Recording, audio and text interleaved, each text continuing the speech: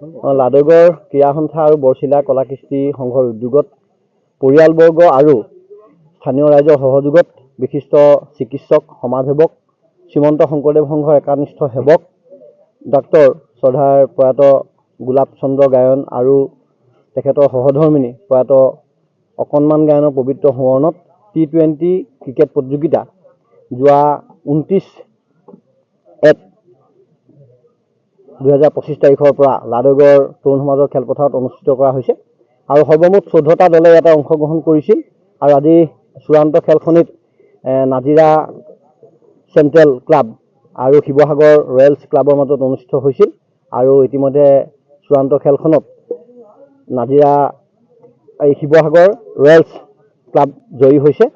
আমি পৰিয়ালে আমাক ইমানকণ সুবিধা দিয়াৰ কাৰণে লাডগড় ক্ৰীড়া সন্থাৰ তৰফৰ পৰা আৰু বৰচিলা কলাকৃষ্টি সংঘৰ তৰফৰ পৰা আন্তৰিক ধন্যবাদ আৰু কৃতজ্ঞতা জ্ঞাপন কৰিছোঁ। আৰু এখন খুব ধুনীয়া খেল হ'ল, ইয়াতে যথেষ্ট সংখ্যক দৰ্শক আহিছিল আৰু ৰাইজে যথেষ্ট ভাল পাইছে। আৰু প্ৰথম কথা হ'ল কি, গোলাপ চন্দ্ৰ গায়নদেৱ এজন সেই সময়ত আমাৰ এই অঞ্চলটোত ৰাস্তা পদূলি নথকাৰ সময়ত তেখেতে যিটো ছাৰ্ভিচ যিটো দিলে, ৰাইজক যিটো সেৱা আগবঢ়ালে আৰু সেই সেৱাই স্থানীয় ৰাইজে বৃহত্তৰ নামতি অঞ্চলৰ ৰাইজে কেতিয়াও পাহৰিব নোৱাৰে আৰু সেইকাৰণে তেখেতৰ সোঁৱৰণত এই খেলখন আমি অনুষ্ঠিত কৰিলোঁ। তেখেতৰ পবিত্ৰ আত্মাৰ চিৰশান্তি আমি কামনা কৰিছোঁ আৰু অনাগত দিনত যাতে আমাৰ যুৱ প্ৰজন্মই এনেকুৱা কিছুমান যাতে কাম কৰিবলৈ সক্ষম হয়, যাৰ কাৰণে উত্তৰ পূবে সোঁৱৰণি থাকিবলৈ সক্ষম হ'ব। ধন্যবাদ।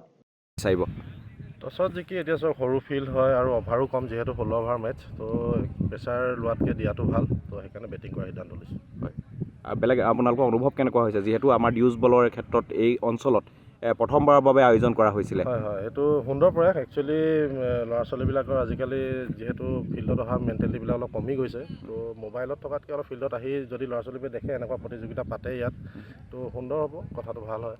যিহেতু প্ৰথমে বেটিং কৰাৰ সিদ্ধান্ত গ্ৰহণ কৰিছে, 16 অভাৰ, কিমান লক্ষ্য দিম বুলি ভাবিছে প্ৰতিপক্ষৰ সন্মুখত?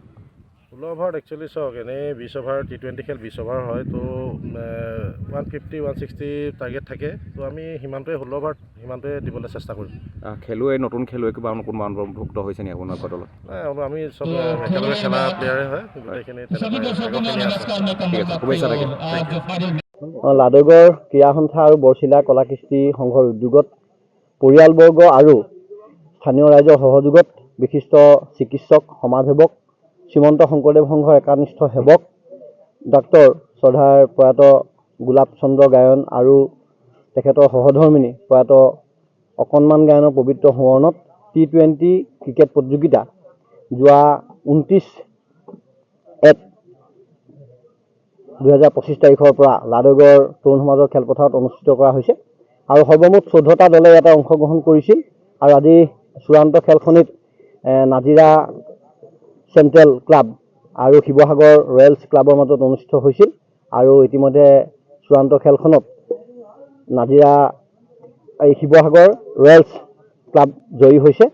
আমি পৰিয়ালে আমাক ইমানকণ সুবিধা দিয়াৰ কাৰণে লাডগড় ক্ৰীড়া সন্থাৰ তৰফৰ পৰা আৰু বৰচিলা কলাকৃষ্টি সংঘৰ তৰফৰ পৰা আন্তৰিক ধন্যবাদ আৰু কৃতজ্ঞতা জ্ঞাপন কৰিছোঁ।